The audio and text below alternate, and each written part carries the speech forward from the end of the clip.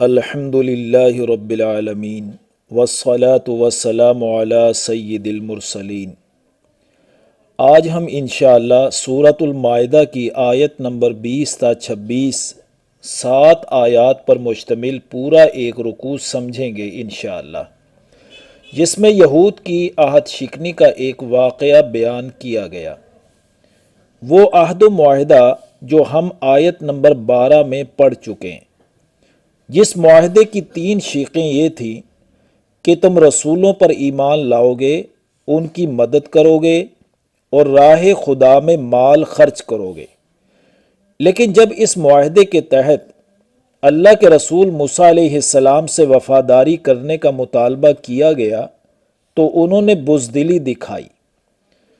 اب ہم اس رکوع میں دیکھیں گے کہ ان کو کب حکم دیا گیا، کیا حکم دیا گیا اور انہوں نے کیسے بزدلی دکھائی، اور پھر اس بزدلی کی ان کو کیا سزا دی گئی۔ دیکھیے، وَإِذْ قَالَ مُوسَىٰ لِقَوْمِهِ يَا قَوْمِ اذْكُرُوا نِعْمَتَ اللَّهِ عَلَيْكُمْ، اور جب کہا موسیٰ علیہ السلام نے اپنی قوم سے، اے میری قوم، تم پر جو اللہ کے انعام ہوئے ان کو یاد کرو۔ ان الفاظ کے ذریعے موسیٰ علیہ السلام اپنی قوم کو ذہنی طور پر تیار کر رہے ہیں کہ وہ اللہ کے حکم جہاد کی فرما برداری کریں۔ آیت کے اگلے حصے میں 3 نعمتوں کا ذکر ہے جو قوم بنی اسرائیل پر کی گئی۔ نمبر 1، اِذْ جَعَلَ فِيكُمْ أَنْبِيَاءَ، کہ جب اللہ نے تمہارے درمیان بہت سے انبیاء بھیجے۔ نبی اور رسول سے بڑا منصب، ڈیزگنیشن اور کوئی نہیں ہوتا۔ جتنے نبی اللہ تعالیٰ نے اس قوم کی ہدایت و رہنمائی کے لیے بھیجے نا، کسی قوم میں نہیں بھیجے۔ حضرت موسیٰ علیہ السلام سے لے کر حضرت عیسیٰ علیہ السلام تک اس قوم میں تقریباً 1000 انبیاء کرام علیہم السلام مبعوث کیے گئے۔ اب آگے دوسری نعمت دیکھیے جو بنی اسرائیل پر کی گئی، وَجَعَلَكُمْ مُلُوكًا، اور بنایا تم کو بادشاہ۔ یہ قوم بادشاہ کیسے بنی؟ حضرت یوسف علیہ السلام کو جب ملک شام کے کنویں میں گرایا گیا تو ملک مصر کا قافلہ نکال کر لے گیا۔ پھر وہ کس طرح ملک مصر کی سلطنت تک پہنچ گئے، یہ پورا تفصیلی واقعہ تو ہم سورہ یوسف میں پڑھیں گے انشاءاللہ۔ البتہ ابھی اتنا ذہن میں ہونا چاہیے کہ حضرت یوسف علیہ السلام نے اپنے والد حضرت یعقوب سمیت پورے خاندان کو ملک شام سے ملک مصر بلوا لیا تھا۔ پھر یہ خاندان ملک مصر میں بادشاہوں کی طرح رہنے لگا۔ چونکہ حضرت یعقوب علیہ السلام کے حضرت یوسف اور بنیامین سمیت 12 بیٹے تھے۔ ان 12 بیٹوں سے جو نسل چلی وہ ایک بہت بڑی قوم بن گئی۔ پھر رفتہ رفتہ یہ قوم بنی اسرائیل ملک مصر کے فرعونہ کی غلامی میں چلی گئی، جو ان پر بہت ظلم ڈھانے لگے۔ لیکن ظلم جب حد سے بڑھتا ہے تو مٹ جاتا ہے۔ اللہ تعالیٰ نے موسیٰ علیہ السلام کو مبعوث فرمایا اور فرعون کو اس کی قوم لاؤ لشکر سمیت سمندر میں یک مشت غرق کر کے کیفر کردار تک پہنچا دیا۔ یوں حضرت موسیٰ علیہ السلام اپنی پوری قوم بنی اسرائیل سمیت ملک مصر کے بادشاہ بن گئے۔ پھر یہ سلطنت و اقتدار کا سلسلہ چل نکلا اور حضرت داؤد و سلیمان علیہ السلام کے ادوار میں ان کی عظیم الشان سلطنتیں قائم ہوئیں۔ بہرحال ان پر یہ دوسرا انعام ہوا کہ ان کو بادشاہ بنا دیا۔ آگے تیسرا انعام دیکھیے، وَآتَاكُمْ مَا لَمْ يُؤْتِ أَحَدًا مِّنَ الْعَالَمِينَ، اور تمہیں وہ کچھ عطا کیا جو تمام جہان والوں میں سے کسی کو عطا نہیں ہوا تھا۔ یعنی اس وقت دنیا میں اور بھی قومیں موجود تھیں، یہ سارے انعامات خاص طور پر قوم بنی اسرائیل کو عطا کیے گئے۔ بہرحال موسیٰ علیہ السلام نے اپنی قوم کو اللہ کی 3 نعمتوں کی طرف توجہ دلوائی، اور پھر جو اگلی آیت آ رہی ہے اس میں اللہ کا حکم سنایا۔ یہ حکم اس وقت دیا گیا جب فرعون کو اس کی قوم سمیت سمندر میں غرق کر دیا اور ملک مصر کا اقتدار قوم بنی اسرائیل کے ہاتھ آ گیا۔ اب ان کو حکم دیا گیا کہ مزید پیش قدمی کرو اور اپنے آبائی وطن ملک شام کو بذریعہ جہاد آزاد کرواؤ۔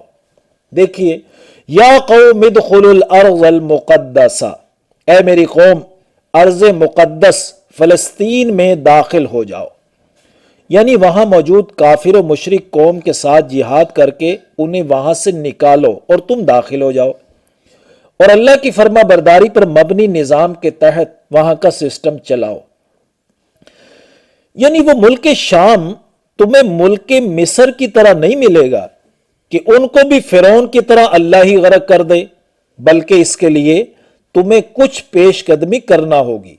لہٰذا اب تم ارض مقدس میں داخل ہونے کے لیے تیار ہو جاؤ۔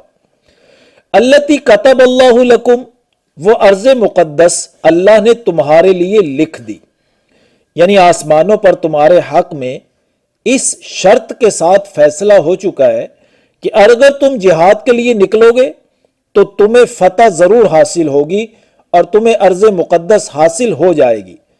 آگے فرمایا وَلَا تَرْتَدُّوا عَلَىٰ أَدْبَارِكُمْ، اور تم مت پھر جانا اپنے پیٹھوں کے بل، یعنی اللہ کے اس حکم سے رخ نہ پھیر لینا۔ اگر تم نے بزدلی دکھائی اور رخ پھیر لیا تو فَتَنْقَلِبُوا خَاسِرِينَ، تو تم خسارے میں لوٹو گے۔ یعنی جو سلطنت میں توسیع ہونے جا رہی ہے اس سے محروم ہو جاؤ گے، اور دوسرا خسارہ یہ ہوگا کہ فریضہ جہاد کو ترک کرنے کی وجہ سے آخرت میں سزا بھی ہوگی۔ اب یہ موقع تھا کہ رسول کی مدد کرنے کے وعدے کو پورا کرنے کا، لیکن قوم نے کیا کہا ذرا سنیے۔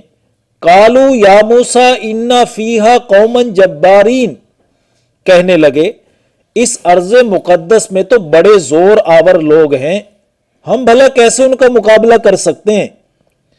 وہاں قوم عمالقہ آباد تھی جو قوم عاد کی باقیات تھی۔ قوم عاد کی ہیبت ناک قد و قامت تو قرآن نے خود بھی بیان کی ہے، کہیں فرمایا اشد منہم قوہ، اور سورۃ الفجر میں فرمایا الم تر کیف فعل ربک بعاد ارم ذات العماد التی لم یخلق مثلها فی البلاد۔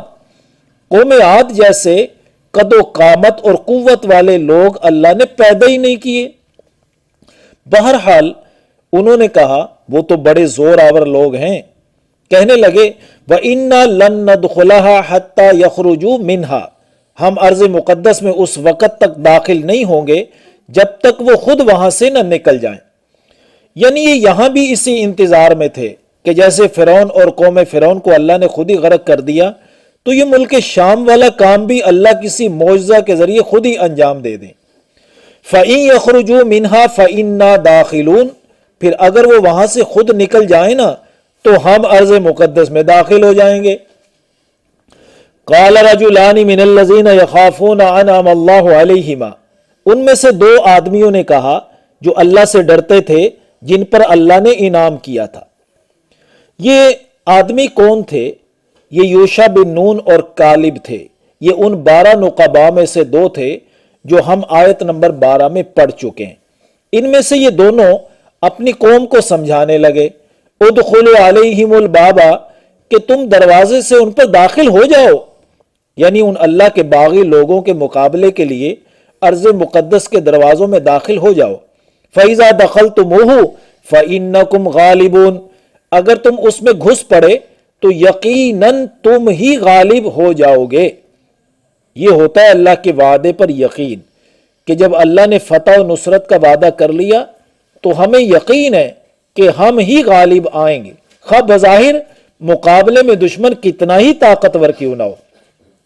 وَعَلَى اللَّهِ فَتَوَكَّلُوا إِن كُنتُم مُؤْمِنِينَ، اور اللہ ہی پر بھروسہ کرو اگر تم مومن ہو، یعنی اللہ ہی کے وعدہ فتح و نصرت پر پورا یقین رکھو۔ قوم نے بھلا جب اپنے نبی موسیٰ علیہ السلام کی بات نہ سنی تو بھلا ان دو بزرگوں کی کیا سنتے؟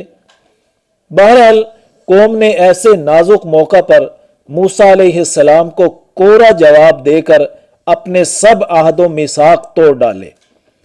قالوا یا موسیٰ انا لن ندخلها ابدا، کہنے لگے اے موسیٰ علیہ السلام ہم تو ہرگز ارض مقدس میں داخل نہیں ہوں گے، ما داموا فیہا، جب تک وہ اس میں موجود ہیں، اور اگر لڑنا اتنا ہی ضروری ہے تو فَاذْهَبْ أَنْتَ وَرَبُّكَ فَقَاتِلَا، تو آپ اور آپ کا رب دونوں جا کر قتال کرو، اِنَّا هَاهُنَا قَاعِدُونَ، ہم تو یہیں بیٹھے ہیں۔ اب یہ حالت دیکھ کر اس موقع پر حضرت موسیٰ علیہ السلام کی کیفیت ملاحظہ کیجئے۔ قال رب انی لا املک الا نفسی و اخی، موسیٰ علیہ السلام کہنے لگے اے میرے رب مجھے تو صرف اپنی ذات اور اپنے بھائی ہارون علیہ السلام کی ذات پر اختیار ہے، یعنی میں، میرا بھائی اور چند ایک دیگر فرما بردار، ہم تو تیرے حکم کی بجا آوری کے لیے بالکل تیار ہیں، اور باقی پوری قوم نافرمانی کا پختہ ارادہ کر چکی ہے، لہٰذا اے اللہ فَفْرُقْ بَيْنَنَا وَبَيْنَ الْقَوْمِ الْفَاسِقِينَ، ہمارے اور اس فاسق قوم کے درمیان تفریق کر دیں، یعنی ہم سے جو فریق جس چیز کا بھی مستحق ہے، یعنی ہم میں سے یہ جو دو فریق بن چکے ہیں، جو جس چیز کا مستحق ہے اس کے حق میں وہی فیصلہ کر دے۔ اب اگلی آیت میں اللہ کا فیصلہ سنیے۔ قال فإنها محرمۃ علیہم 40 سنہ، فرمایا جل جلالہ نے کہ اب یہ ارض مقدس ان پر 40 سال تک حرام رہے گی۔ یہاں تحریم سے مراد محروم کر دینا ہے، اور محرومی کی مدت بھی بیان کر دی 40 سال۔ یتیہون فی الارض، اسی زمین میں حیران و سرگرداں پھرتے رہیں گے۔ اس زمین سے مراد صحرائے سینا میں 40 سال تک بھٹکتے پھرتے رہیں گے، نکلنے کا کوئی راستہ نہیں ملے گا۔ فلا تأس علی القوم الفاسقین، اے موسیٰ علیہ السلام آپ نافرمان قوم پر افسوس نہ کیجئے، نافرمان ہونے کی وجہ سے یہ لوگ اس سزا کے مستحق بنے۔ تو یہاں تک رکوع نمبر 4 مکمل ہو گیا۔ انشاءاللہ اگلی نشست میں ملاقات ہوگی۔ وآخر دعوانا ان الحمد للہ رب العالمین۔